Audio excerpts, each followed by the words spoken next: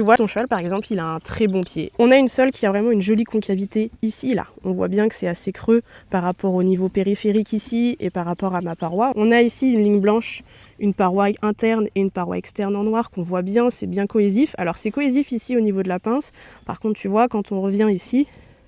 je peux un petit peu gratter, ça commence un peu à se creuser, on a un petit peu de boue qui vient s'agripper, et là par exemple là, on a un peu de surcharge, tu vois, parfois quand le pied commence à trop se déséquilibrer, ça me crée un peu de séparation de parois. Donc ça c'est pour ça que les parages doivent être suffisamment rapprochés, pas trop éloignés, pour conserver au maximum l'équilibre du pied. On a une fourchette où tu vois, on a un beau triangle ici de ma fourchette, le bout de mes talons ici, il arrive à peu près au niveau le plus large de ma fourchette, et quand je viens là, je sais qu'ici j'ai plutôt un bon volume, parce qu'on arrive plutôt au niveau du plan de mon pied, mais par contre ici, là, on sent qu'on a un petit peu un manque de volume, donc ça c'est parce que tes terrains sont un peu humides, donc on commence à rentrer dans un moment où la fourchette elle fait un peu trop de mue, puis elle commence un petit peu à pourrir en fait. Et donc dans tout ça, le fait d'avoir aussi un aussi bon pied, ça rentre aussi dans la génétique de ton cheval, c'est-à-dire que c'est un cheval qui est un peu de type rustique, un cheval un peu de montagne, et pour le coup ça lui offre vraiment un très bon pied.